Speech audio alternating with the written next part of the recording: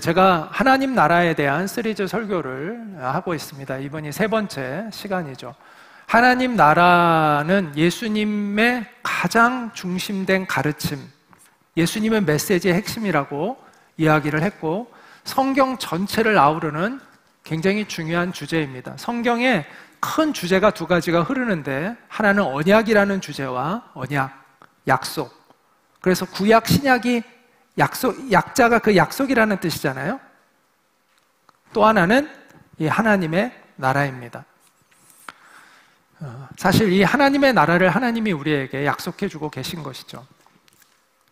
근데 이 하나님의 나라의 핵심은 뭐라고요? 하나님, 죽어서 가는 좋은 세계가 아니라, 우리가 예수 믿으면 천국 간다라는 것의 핵심은 예수 믿으면 죽어서 좋은 곳 간다라는 개념이 핵심이 아니라, 예수 믿으면 하나님이 다스리시는 삶의 세계로 들어가는 것을 의미한다. 그래서 예수 믿으면 천국 간다는 것은 예수 믿으면 하나님이 다스리시는 세계 안으로 들어가는 것이다 라고 말씀을 드렸습니다. 그래서 하나님의 나라의 핵심은 하나님의 다스림에 있는 것이죠. 자, 그러면 하나님이 다스림을 받는 세계는 지금 이곳에도 있어요, 없어요? 지금도 있습니다. 우리는 지금 그 세계 안으로 믿음으로 들어갈 수 있습니다. 그리고 여기서부터 하나님의 나라, 천국을 경험하는 것입니다. 하나님이 다스리시는 새로운 삶의 세계를 경험하는 것입니다. 그것을 한번 따라해볼까요? 현재에 임한 하나님의 나라. 네. 자, 우리는 이미 이 땅에 임한 하나님의 나라를 경험합니다. 눈에 보이지는 않지만 하나님의 나라가 있습니다. 그 하나님의 나라를 경험한 사람은 눈에 보이는 세계보다 더 생생하게 경험하기 때문에 그 하나님 나라의 영향력에 의해서 모든 가치관과 삶의 모양새가 완전히 바뀌게 됩니다. 그런데 아직 하나님의 나라는 완성된 것은 아닙니다. 그 완성되어질 그 하나님의 나라를 우리는 미래에 완성될 하나님의 나라라고 이야기할 수가 있습니다. 오늘은 그 미래에 완성될, 지난번에는 현재에 임한 하나님의 나라, 첫째는 전체 그림을 다 보여줬고, 지난번에는 현재에 임한 하나님의 나라에 대한 이야기를 했는데, 오늘은 미래에 완성될 하나님의 나라에 대한 이야기를 하려고 합니다. 예수님이 우리에게 가르쳐 주신 기도문을 주기도문이라고 이야기하죠. 주님이 가르쳐 주신 기도문이라는 뜻이죠. 그 기도문에 보면 나라가 임하시오며 라는 이 말씀이 있습니다. 예수님이 이 땅에 오셔서 하나님의 나라가 우리 가운데 열렸잖아요. 하나님의 나라가 임했잖아요. 그런데 왜 나라가 임하시오며 라고 우리에게 기도하라고 가르치실까요? 이미 임했는데. 그런데 이 의미는 뭐냐면 하나님의 나라가 완성되도록 기도하라라는 그러한 뜻입니다. 예수님이 죽음의 권세를 이기고 부활하셨습니다. 그러나 아직 사탄의 세력이 완전히 사라진 것은 아닙니다. 그래서 하나님 나라의 여명은 밝았는데 아직 완성된 것은 아닙니다. 그래서 예수님이 무엇을 약속하셨죠? 다시 오시겠다고 약속을 하셨습니다. 첫 번째로 오셔서 구원의 문을 여셨다면 하나님의 나라를 완성하기 위하여 예수님이 다시 오시겠다고 말씀을 하신 것이죠. 그런데 예수님의 이 재림, 다시 오심과 관련되어진 용어 중에서 우리가 특별히 인상 깊게 봐야 할 단어가 있습니다. 그것이 바로 인자라는 예수님의 자기 호칭입니다. 인자, 사람의 아들이라는 뜻이죠. 우리나라 말로 그대로 번역하면. 그래서 예수님은 자신을 이처럼 인자라는 용어를 들어서 자기를 표현하셨어요. 인자는 나는 이라는 뜻이에요. 안식일의 주인이니라. 인자는 머리 둘 곳이 없다. 인자가 세상에서 죄를 사하는 권세가 있는 줄 너희로 알게 하려 하노라.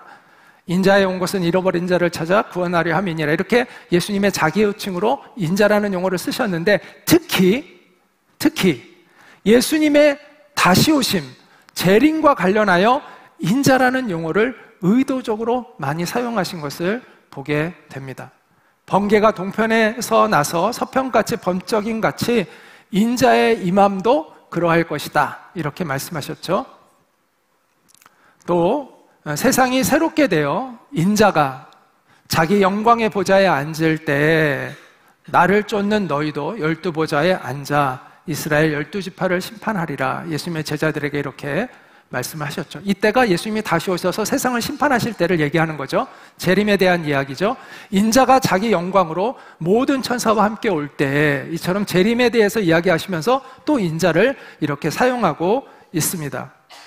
자, 그러면 왜 예수님은 자기의 재림과 관련하여 이 인자라는 용어를 쓰셨을까? 자, 인자라는 용어의 뜻이 무슨 뜻이라고요? 그 문자 그대로라면 사람의 아들이에요. 자, 이런 이야기를, 그렇다 보니까, 인자라는 이 용어는 예수님의 사람됨, 예수님은 신성이 있고 인성이 있죠. 하나님의 성품이 있고, 하나님의 속성이 있고, 인간의 속성을 다 갖고 계신 분이 예수님이시잖아요? 그런데 이 예수님이, 그럼 이 인자라는 용어가 예수님의 인성을 강조하는 것 같아요? 신성을 강조하는 것 같아요? 라고 물으면, 여러분이 아마 그냥 듣기에 사람의 아들이니까 인성을 강조하는 것처럼 이해가 되죠. 그런데 실제로는 이게 예수님의 신성을 의미하는 단어입니다. 자, 왜냐하면 이 인자라는 용어는 어떤 의미냐면 심판의 주님이라는 뜻을 가지고 있어요. 구원의 주님, 심판의 주님이라는 그리스도라는 뜻을 가지고 있기 때문입니다. 이것을 우리가 어떻게 알 수 있냐면, 자, 예수님이 대제사장 앞에서 신문을 받습니다. 네가 찬송받을 자의 아들 그리스도냐? 이때 예수님이 뭐라고 얘기하냐면, 내가 바로 찬송받을 자의 아들 그리스도다 라고 얘기합니다. 그리스도라는 뜻이 무슨 뜻이에요? 메시아, 구원자라는 뜻이에요. 내가 바로 성경이 약속하고 있는 그 구원자다라고 선언을 합니다. 그러면서 뭐라고 이야기를 해요? 인자가. 여기서 이제 인자라는 용어를 딱 쓰세요. 권능자의 우편에 앉은 것과 하늘 구름을 타고 오는 것을 너희가 보리라 이야기를 했더니 대제사장이 그 말이 무슨 얘기인지를 금방 알아듣고 분노하면서 뭐라고 얘기하냐면, 너희가 이 사람이 하는 참남한 말을 들었다. 그러면서 이 사람은 신성 모독죄를 짓고 있다. 이 사람은 마땅히 우리가 죽여야 한다라고 결론을 내리는 것을 성경에서 보게 됩니다. 대제사장은 성경을 잘 알고 있는 사람입니다. 이 사람은 예수님이 내가 바로 그 인자다라고 할 때 그 인자가 어느 성경에 어디에 나오는 구절인지를 그는 알고 있었습니다. 예수님이 오시기 약 600년 전에 다니엘이 다니엘서를 기록하면서 인자에 대한 이야기를 써놨습니다. 예수님이 오시기 약 600년 전에 다니엘이 앞으로 이 땅을 심판하실 그 주에 대한 이야기를 써놨습니다. 이렇게 썼습니다. 내가 밤에 이러한 환상을 보고 있을 때 인자 같은 이가 오는데 하늘 구름을 타고 와서 옛적부터 계신 분에게로 나아가 그 앞에 섰다. 그러니까 성부 하나님 앞에 섰다는 거죠. 옛부터 계신 분이 그에게, 그 메시아에게 권세와 영광과 나라를 주셔서 민족과 언어가 다른 묵백성이 그를 경배하게 하셨다. 바로 메시아에 대한 선언을 하고 있죠. 그 권세는 영원한 권세여서 옮겨가지 않을 것이며 그 나라가 멸망하지 않을 것이다. 이런 예언을 해놨어요. 자, 예수님이 내가 그니라, 인자가 권능자의 우편에 앉은 것과 하늘 구름을 타고 오는 것을 너희가 보리라. 이것은 바로 다니엘서 7장에 나오는 그 인자, 내가 바로 그 인자다라고 이야기하고 있는 것입니다. 그 말을 듣고 대제사장은 흥분합니다. 그리고 신성모독죄로 죽어 마땅하다라는 결론을 내립니다. 여러분, 영어에는 정관사라는 게 있죠. 우리나라 말은 정관사가 없어요. 근데 영어의 정관사가 뭐죠? 더라는 거죠. 더라는 것을 쓸 때는 앞에 어떤 그것에 대한 언급이 있을 때, 그 다음에 그것을 지칭할 때 더라는 말을 쓰죠. 그렇죠? 앞에서 boy라는 말이 나오면 바로 그 소년을 얘기할 때 the boy라는 말을 쓰잖아요. 여기 one like a son of man을 예수님이 뭐라고 표현하셨냐면 헬라어도 정관사가 있어요. 우리나라 말은 정관사가 없는데 헬라어에는 정관사가 있어요. 예수님이 앞에 항상 정관사를 붙여서 이야기를 하셨어요. 바로 영어로 얘기하면 a son of man이 아니라 the son of man, 바로 다니엘서 7장에 예언한 바로 그 사람의 아들, 그 인물, 내가 바로 그 사람이다 라는 말을 예수님은 하셨던 거예요. 그래서 이 인자라는 용어는 메시아됨에 대한 선언이에요.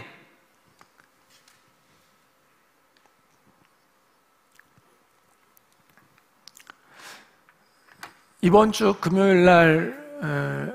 목요일 날 그 예배 때 저도 이제 있었는데, 그때 우리 학생 루니가 질문을 한 게 있죠. 왜 수많은 종교 중에 기독교만이 진리가 될 수 있느냐? 왜 예수만이 진리가 될 수 있느냐라는 그 질문을 했잖아요. 그거는 아주 심플해요, 답이.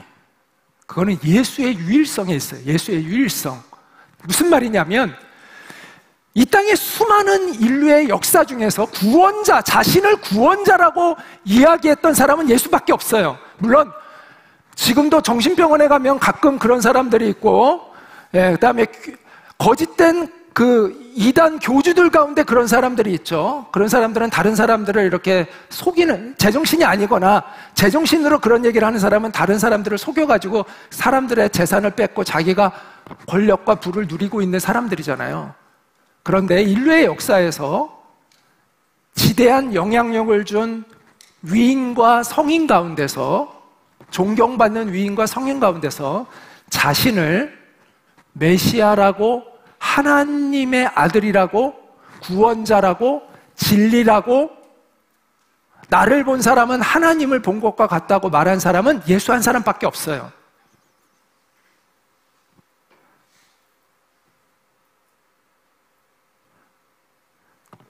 그거를 알아야 돼요. 아주 심플해요. 왜 기독교가 진리냐? 예수를 믿는 종교는 기독교밖에 없어요.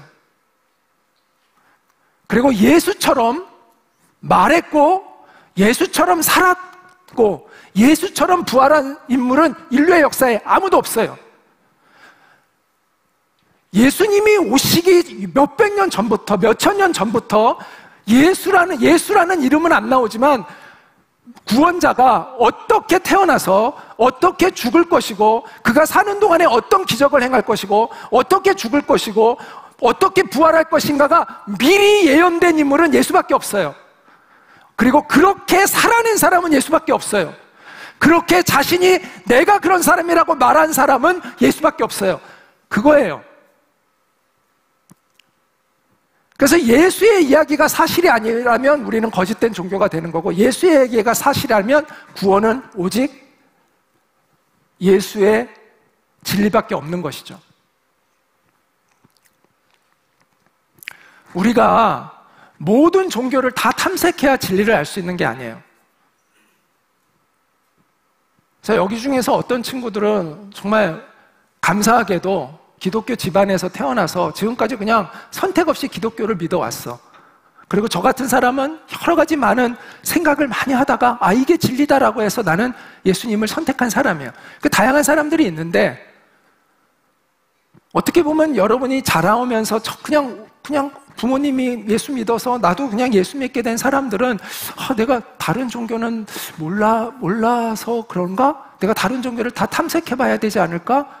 그리고 나서 내가 예수님을 선택해야 되지 않을까? 이런 생각을 할 수 있지만 그거는 굉장히 위험한 생각이에요. 왜냐하면 위조 지폐를 분별하는 법이 뭘까요? 모든 위조 지폐를 다 파악하고 나서 위조 지폐를 분별하려고 하면 분별을 못합니다. 위조 지폐를 분별하는 법은 진짜 지폐를 정확히 아는 거예요. 진짜 지폐를 정확히 알면 나머지 모든 것들은 이것이 아니건 다 가짜가 되는 거예요. 중요한 건 진짜를 정확히 아느냐라는 거예요. 저는 다른 여러 종교를 섭렵해보진 않았지만 저는 제가 믿고 있는 이 예수가 진리라고 생각할 수밖에 없는 이유는 아까 얘기했죠. 예수와 같은 분은 이 땅에 없기 때문이에요. 예수가 진리가 아니라면 나머진 진리가 없는 거예요. 왜냐하면 그렇게 말한 사람도 없기 때문에. 그것을 증명한 길도 없었기 때문에 인류의 역사에서. 자기가 진리라고 말하고 그것을 증명해낸 유일한 분은 예수 한 사람밖에 없어요.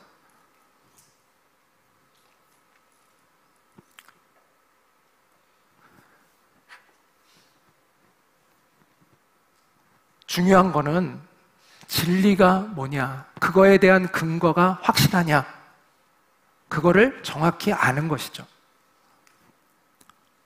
예수님은 자기의 목숨을 거는 순간에 목숨을 걸고 한 예수님의 진실이 뭐냐? 예수님이 목숨을 걸고까지 이야기한 진실이 뭐냐? 내가 바로 그니라. 내가 바로 메시아다. 내가 바로 하나님의 약속을 성취하는 사람이다. 이게 예수님이 목숨을 내놓고 이야기한 진실이라는 것입니다. 이게 거짓이라면 사는 선택을 해야죠. 저 아니에요. 제가 사람들 앞에는 멋있게 말하려고 그렇게 얘기한 건데, 사실은 저는 그렇지 않아요. 그렇게 얘기를 해야죠.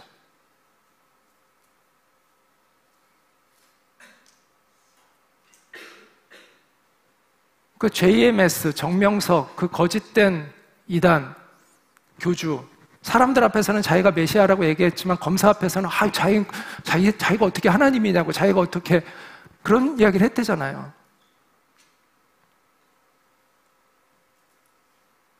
그런데 예수님은 자신의 목숨을 건 그 순간에 자기의 목숨을 내놓고 이야기한 게 뭐냐면 내가 바로 그니라 라는 거예요.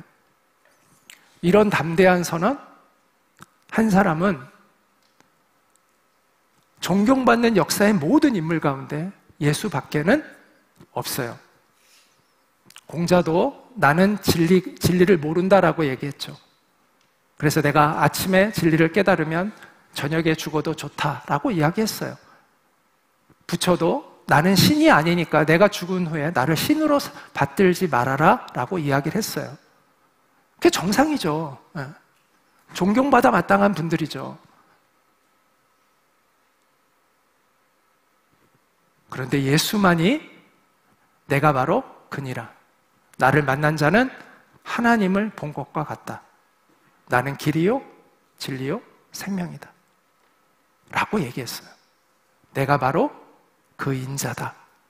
내가 바로 구원의 주요, 심판의 주다.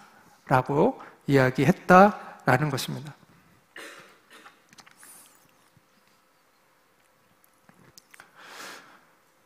우리는 이 예수님을 통해서 하나님의 나라로 들어갑니다. 하나님의 세계를 경험하게 됩니다.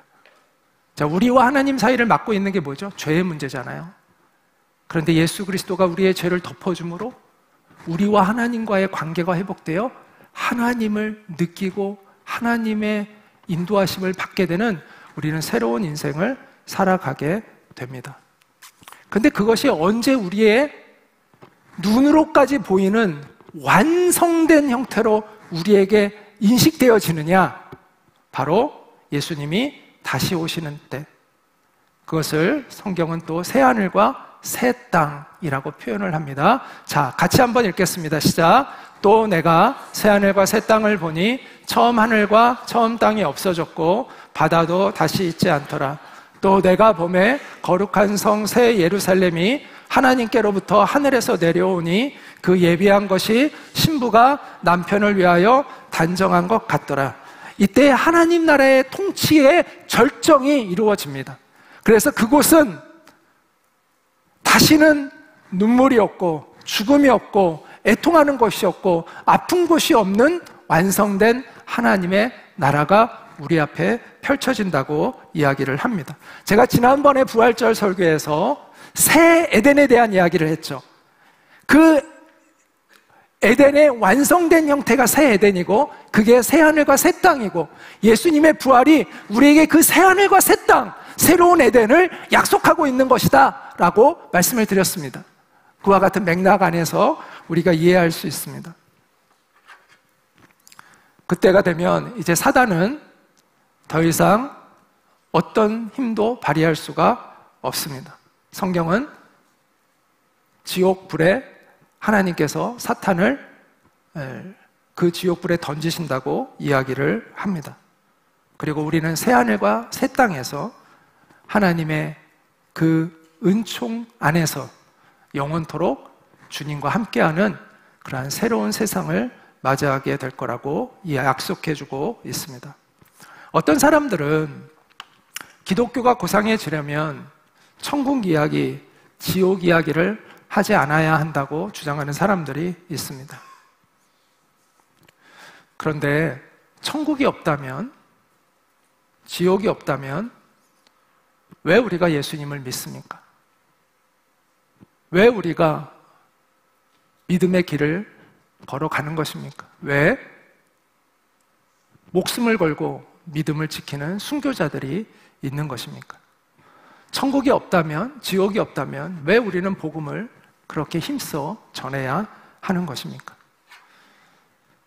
천국이 빠진 복음은 복음이 아닙니다. 물론 이 천국은 죽어서 가는 좋은 세계의 차원이 아닌 하나님의 세계를 이야기한다고 말씀을 드렸습니다. 이 하나님의 세계가 빠져버린, 하나님의 나라가 빠져버린 복음은 복음이 아니다라고 이야기할 수 있습니다. 구원과 심판이 있고 천국과 지옥이 있기 때문에 예수의 복음은 기쁜 소식이 될 수가 있는 것이죠. 사랑의 하나님이 어떻게 심판할 수 있느냐, 이런 주장을 하는 사람들이 있습니다. 근데 이런 주장을 할 때는 질문이 잘못된 거예요. 여러분이 누가 여러분에게 어떤 질문을 할 때는 그 질문이 옳은가에 대한 생각을 먼저 해봐야 돼요. 이 질문이 옳은 질문인가? 사랑의 하나님이 어떻게 심판하실 수 있느냐라는 이 질문이 옳은 질문일까요? 그럼 사랑과 심판은 반대되는 개념일까요? 그럼 사랑이 많은 재판관이 범죄자를 엄단하는 것은 사랑이 없어서입니까? 아니잖아요. 불의한 자를 심판하는 그 재판장에게 우리가 당신은 왜 이렇게 사랑이 부족해요? 라고 말하지 않죠. 그런데 왜 하나님께는 이런 말도 안 되는 이야기를 하는 거죠? 하나님이 심판하셔? 그런데 어떻게 하나님의 사랑의 하나님이 되시지? 이건 논리적 모순이에요. 하나님의 심판은 하나님의 공의에서 나오는 거예요. 그리고 하나님의 공의는 하나님의 사랑과 조화를 이룹니다. 사랑과 공의의 하나님께서 마지막 날에 구원할 자를 구원하시고 심판할 자를 심판하십니다. 그래서 하나님의 사랑과 정의가 완성됩니다. 누군가에게는 사랑의 하나님보다 심판하시는 하나님이 계시다는 사실이 큰 위로가 됩니다. 누군가에게는 무고한 사람을 해치고 거짓말로 한 사람의 인생을 처참하게 짓밟은 교활하고 악랄한 이들을 심판하시는 하나님이 계시지 않는다면 누구는 억울해서 그 억울함의 고통 속에서 한시도 쉬지 못할 것입니다. 고아와 과부들을 학대하고 힘없는 사람들을 괴롭히는 그 잔인하고 무자비한 이들을 심판하실 하나님이 계시지 않는다면 그들은 어떤 위로를 받을 수가 있을까요? 우리는 그들을 무엇으로 위로할 수 있을까요? 그들에게 가장 큰 위로는 하나님이 알고 계십니다. 하나님이 심판하십니다. 라고 말해주는 것입니다. 그때 각 사람이 행한 대로 내가 그들에게 갚아줄 것이다 라는 이 주님의 말씀이 누구에게는 가장 큰 위로가 되는 말씀입니다. 우리는 이미 임한 하나님의 나라를 누리고 앞으로 완성될 하나님의 나라를 열렬히 소망하며 살아야 합니다. 그런데 이제 그날은 언제인가? 이것이 또 늘 이야기가 되죠. 이 종말에 대한 이야기를 할 때마다 그럼 그때는 언제인가? 라는 이야기를 합니다. 예수님의 제자들이 마음이 급해서 예수님에게 세상 끝이 언제입니까? 어떤 징조가 일어납니까? 라고 물었을 때 예수님이 뭐라고 말씀하셨냐 하면 이렇게 얘기하셨어요. 많은 사람이 내 이름으로 와서 이르되 나는 그리스도라 하여 많은 사람을 미혹해 하리라. 난리와 난리의 소문을 듣겠으나 너희는 삼가 두려워 말라. 이런 일이 있어야 하되 끝은 아직 아니니라. 민족이 민족을, 나라가 나라를 대적하여 일어나겠고 처처의 기근과 지진이 있으리니 이 모든 것이 재난의 시작이니라. 또 그때 사람들이 너희를 환난에 넘겨주겠으며 너희를 죽이리니 그때 많은 사람이 시험에 빠져 서로 잡아주고 서로 미워하겠으며 거짓 선지자가 많이 일어나 많은 사람을 미혹하게 하겠으며 불법이 성함으로 많은 사람의 사랑이 식어지리라. 그러나 그날과 그때는 아무도 모르나니 오직 아버지만 아시느니라. 이렇게 말씀하고 있습니다. 사람들은 이 말씀을 가지고 자꾸 어떤 때를 알고 싶어서 언제일까를 막 분석하고 합니다. 그런데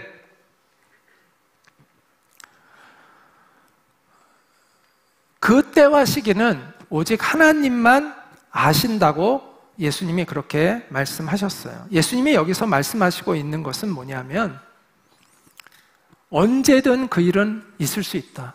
그러므로 깨어 있어라, 준비하고 있어라. 이것이 핵심입니다. 전쟁, 기근, 지진, 환란, 거짓 선지자들의 출현, 불법의 성행, 이게 오늘날만의 문제일까요? 아니요. 인류의 역사에는 계속해서 이런 일들이 있어 왔습니다. 예수님이 이것을 언급하고 있는 것은 요 때를 잘 봐야 돼. 요런 때가 올 때 너희가 그 때가 되면 그때가 언제인가를 너희는 알 수 있을 거야. 이걸 알려주고 싶은 것이 아니라 이 세상은 망해야 되고 망할 수밖에 없는 세상이라는 걸 말씀하고 있는 거예요. 이 세상은 영원해서는 안 되는 세상이라는 걸 말씀하고 있는 거예요. 전쟁이 있고 거짓 선지자들이 있고 불법이 성행한 이 세상은 계속되어서는 안 되고 계속될 수 없다라는 걸 말씀하고 있는 거예요.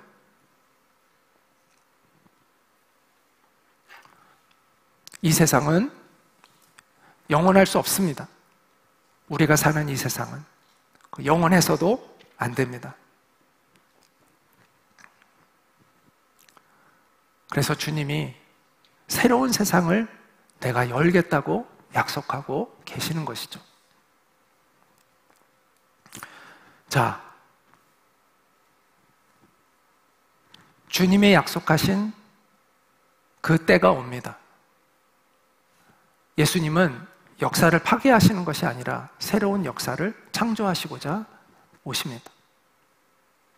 그런데 우리가 또 하나 기억해야 할 것은 이와 같은 우주적 종말이 오기 전에 우리 대부분은 개인적인 종말을 맞이할 가능성이 매우 높다라는 것이죠.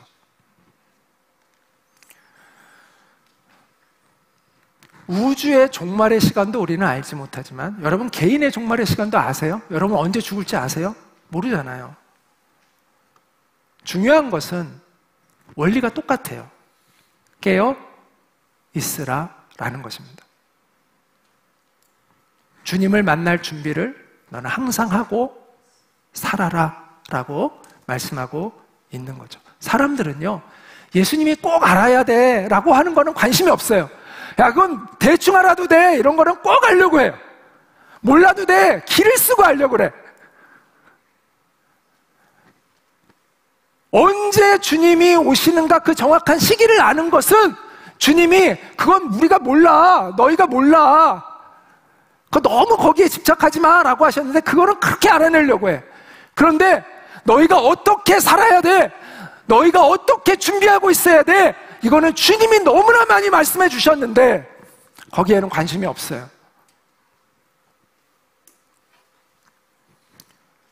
내가 얼마나 오래 살까는 관심이 있는데 많이 살면 뭐예요? 오래 살면 뭐예요? 내가 어떤 생명으로 살 것인가? 내가 어떤 존재로 살 것인가? 내가 주님 앞에서 어떻게 살 것인가? 이게 중요하죠. 그래서 주님은 반드시 그것을 너는 알아야 된다라고 말씀하셨는데 우리는 그거는 별로 관심이 없고 알지 않아도 된다는 것에는 굉장한 관심을 갖고 살아갑니다. 중요한 건요, 언제 죽느냐를 아는 게 아니라 어떻게 살아야 하느냐를 아는 것입니다. 만약 여러분이 이제 일주일 후에 죽게 되었다고 한번 생각해 볼까요? 아, 갑자기 제가 이제 암에 걸렸어. 그래가지고 병원에서 검사를 받았는데 이제 암에 걸렸대. 언제 갑자기 이제 얼마 못 산대. 자, 그렇게 됐다고 가정을 하면, 자, 그 순간 갑자기 내가 굉장히 다르게 살아야 될 것 같다면 지금까지 잘못 살아온 거죠. 근데 그럼에도 불구하고 나는 계속해서 살아왔던 대로 살 거야 라고 한다면 그 사람은 잘 살아온 것이라고 이야기할 수 있을 것 같아요. 물론 사람마다 아무 생각 없이 그럴 수 있는 사람이 있을 수도 있지만 대부분은 그래도 죽는다고 하면 인생의 진지함을 느끼고 새롭게 좀 생각을 하잖아요. 아, 미워했던 사람도 용서하려고 하고 또 나에 대해서 이렇게 내가 좀 오해를 갖게 했던 사람이 있으면 가서 미안하다 이렇게 얘기하고 그러려고 하잖아요. 여러분은 어떨 것 같아요? 일주일 후에 여러분이 이제 하나님 앞에 가게 된다라고 생각한다면 지금과 같이 계속 살 거예요? 아니면 새롭게 살 거예요? 사람은요, 자꾸 죽음에 대해서 늦게 생각하려고 합니다. 왜냐하면 죽음에 대해서 자꾸 생각하면 괜히 우울해지고 재수 없다 이런 생각을 많이 하고 있어가지고 그런 생각들을 많이 해요. 그런데 성경은 초상집에 가는 게 잔치집에 가는 것보다 낫다. 너는 항상 죽음을 염두에 두고 살아라 라고 이렇게 말씀하고 있습니다. 죽음을 준비하는 건요, 빠를수록 좋은 거예요. 젊을수록 좋은 거예요. 가장 힘이 있을 때, 가장 젊었을 때, 가장 건강할 때, 가장 활동적으로 일하고 있을 때 우리는 죽음을 생각해야 돼요. 그래야 후회 없는 의미 있는 삶을 살아갈 수 있습니다. 제가 늘 강조하지만 만약에 우리가 영원한 하나님의 나라가 우리에게 약속되어 있지 않다면 우리는 이미 절망 가운데 살고 있습니다. 우리 학생들도 마찬가지고요. 또 우리 나이 드신 어르신도 마찬가지고 다 절망 가운데 우리는 살아가고 있는 것이죠. 이 땅에 우리의 인생이 너무 허무하잖아요. 아주 짧은 순간에 불과한 이 땅에서의 인생이 의미가 있는 단 한 가지의 이유가 있다면 그것은 이 땅에서 예수 그리스도를 통해서 우리를 창조하신 그 하나님을 만나서 그분의 세계 안으로 들어갈 수 있는 기회가 이 땅에서의 이 짧은 우리의 생명 가운데 주어져 있다는 것, 그거 빼잖아요? 그럼 우리의 인생은 절망입니다.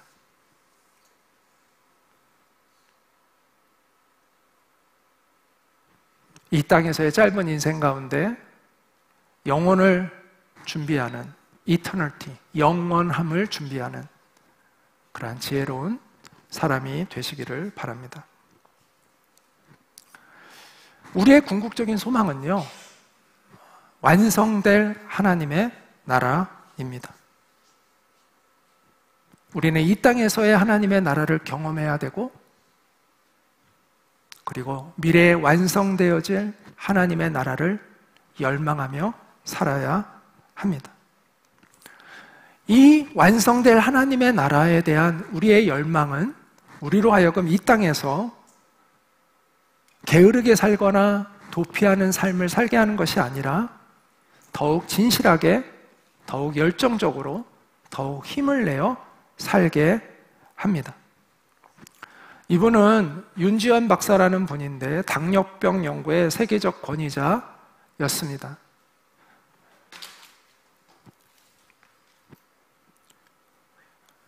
조선대학교 생물학과를 졸업을 하고요, 미국에 가서 면역학 박사학위를 받게 되었습니다. 그래서 당뇨병 연구에 있어서 세계적인 권위자가 되었습니다. 그래서 미국과 캐나다 등을 오가면서 활동을 했습니다. 노벨 의학상 후보에까지 오르기도 한 적이 있었습니다. 이분이 카나다의 캘거리에 있는 그 의대에 당뇨병 연구소장으로 있을 때 그 캐나다에 있는 자기 밑에 있는 연구소 직원들이 한 10여 명이 있었다고 해요. 처음에는 이분이 동양인이었기 때문에 무시를 많이 했다고 합니다. 근데 나중에는 그를 존경하고 다 따르게 되었습니다. 왜냐하면 이분의 성실함과 이분의 탁월함 때문입니다. 다른 사람들은 몇 년에 걸쳐서 논문 한 편씩을 써내는데 이분은 매년 논문을 몇 편씩 써서 낼 정도로 그렇게 열심히 연구를 하고 그것을 발표했고요. 또 그냥 그 연구 논문들이 그냥 굉장히 그 학회 레벨들이 있거든요. 그 굉장히 높은 그 레벨의 그러한 네이처지나 사이언스지에도 이분의 논문이 계속해서 실렸기 때문에 사람들이 이분을 존경하고 따르게 되었다고 합니다. 근데 이분은 뭐라고 얘기하냐면 내가 그렇게 열심히 할 수 있었던 이유는 내가 하나님의 나라를 묵상했기 때문이다 라고 이야기를 합니다. 새하늘과 새 땅, 하나님이 약속해 주신 그것을 묵상할 때마다 지친 몸이 회복되어지고 지친 정신이 맑아지는 것을 자기는 경험하게 되었다고 얘기합니다. 그래서 남들은 몇 년에 걸쳐서 연구할 수 있었던 일들을 자기는 몇 개월 만에 그 논문들을 낼 수 있는 그런 사람이 될 수 있었다라고 이야기를 합니다. 그는 2006년에 그가 그토록 소망했던 영원한 하늘나라에 갔습니다.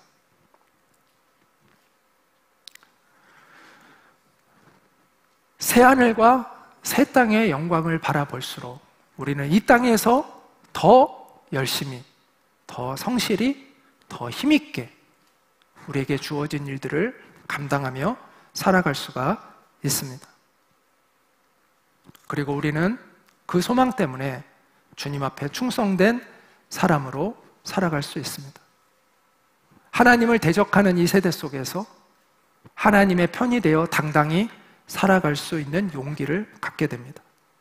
불의한 길이 아닌 의로운 길을 선택할 수 있고 고난과 핍박 속에서도 우리가 복음의 씨앗을 심는 사람이 될 수 있습니다. 세례 요한이 예수님이 오시는 그 첫 번째 길을 예비하는 사람이었다고 얘기합니다. 우리는 예수님의 두 번째 오시는 길을 예비하는 사명을 가지고 있습니다. 이사야서에 예수님을 준비하는 그 사람에 대한 사명에 대하여 이렇게 이야기를 합니다. 같이 읽어볼까요? 시작. 외치는 자의 소리여 가로되 너희는 광야에서 여호와의 길을 예비하라. 사막에서 우리 하나님의 대로를 평탄케 하라. 세례 요한은 정말 사막에서 사람들에게 하나님께로 돌아오라고 외치며 첫 번째 오시는 예수님을 맞이하는 그 길을 준비했던 그러한 일을 잘했습니다. 그가 그런 사명을 감당할 수 있었던 것은 세상에 동화되지 않고 구별된 삶을 살았기 때문입니다. 마찬가지로 우리 역시도 다시 오실 주님의 길을 예비하는 사명자의 삶을 살기 위해서는 이 세상에 동화되지 않고 구별된 하나님의 사람으로 우리가 살아갈 때 우리는 주님이 다시 오시는 그 길을 평탄케 하는 그러한 사명을 감당할 수 있습니다. 성경은 그 길은 좁은 길이라고 이야기를 합니다. 그런데 그 길은 주님을 만나는 길입니다. 물론 지금도 우리가 주님을 만나지만 얼굴과 얼굴을 맞대어 뜨겁게 생생히 만나는 그날을 또한 우리는 기다리고 있습니다. 저는 주님 다시 오실 때까지라는 이 찬양을 참 좋아합니다. 이 찬양을 한번 들어봤으면 좋겠고요. 혹시 아시는 분이 있으면 같이 읊조리며 노래를 불러보아도 좋을 것 같습니다. 한번 틀어주시겠어요? 주님 다시 오실 때까지 나는 이 길을 가리라. 좁은 문, 좁은 길, 나의 십자가 지고 나의 가는 이 길 끝에서 나는 주님을 보리라. 영광에 내 주님 나를 맞아주시리. 주님 다시 오실 때까지 나는 일어나 달려가리라. 주의 영광 온 땅 덮을 때 나는 일어나 노래하리. 내 사모하는 주님 온 세상 구주시라. 내 사모하는 주님 영광의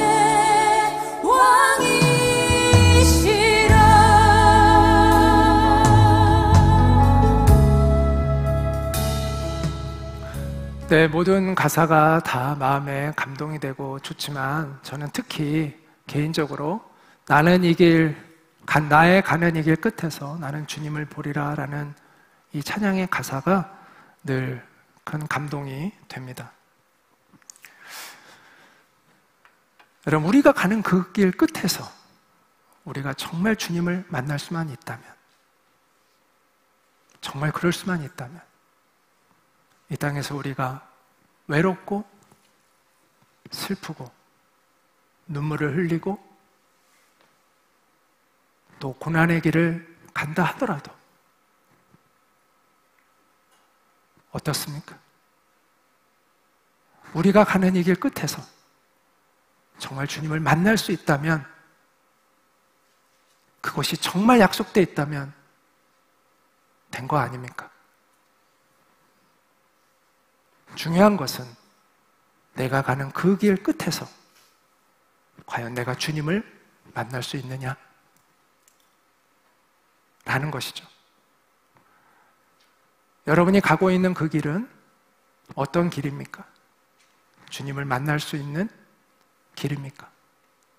우리가 꼭 우리의 가는 그 길 끝에서 모두가 주님을 만날 수 있기를 간절히 소망합니다.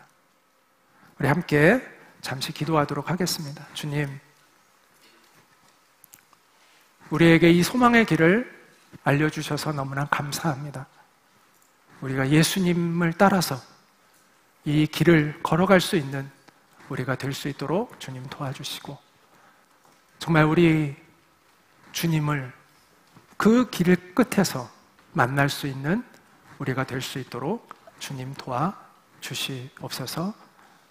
믿음으로 이 길을 걸어가는 우리가 되게 하시고, 주님이 다시 오시는 그 길을 이 세상에서 구별된 삶을 통해 주님의 편에서 살아가며 그 길을 준비하는, 그 길을 평탄케 하는 우리의 사명을 감당할 수 있도록 도와주옵소서라고 우리 시간 합심해서 잠시 기도하도록 하겠습니다. 기도합니다.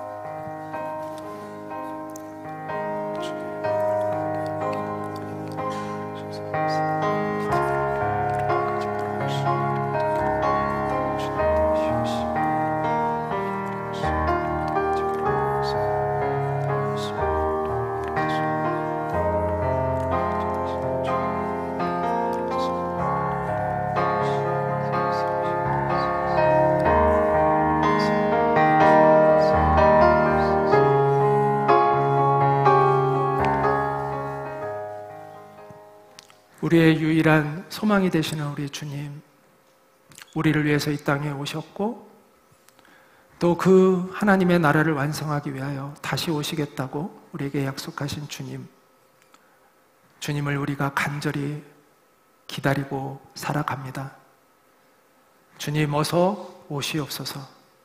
주님만이 우리의 유일한 소망이십니다.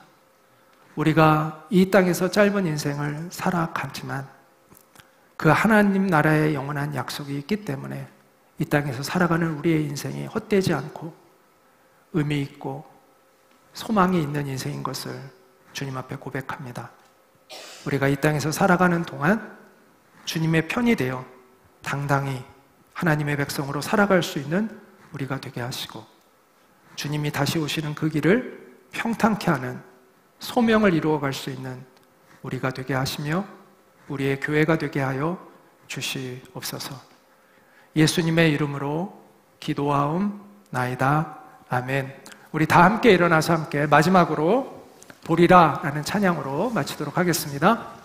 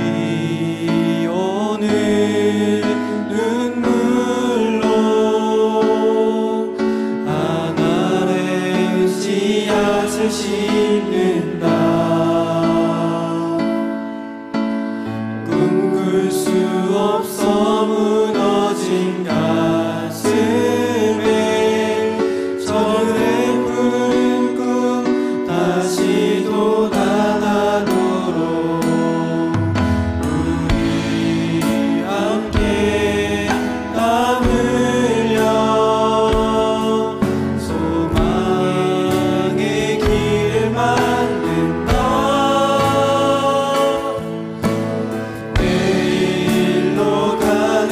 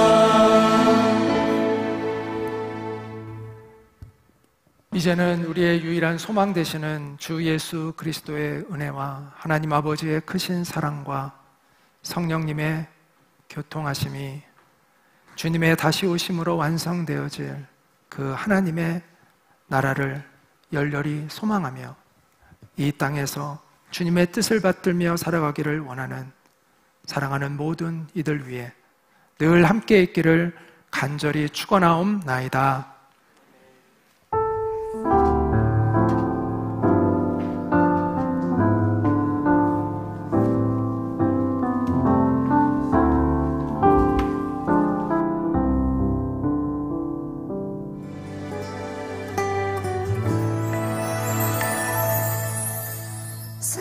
사람이 넘치기보다 사랑이 넘치는 교회 섬김을 원하기보다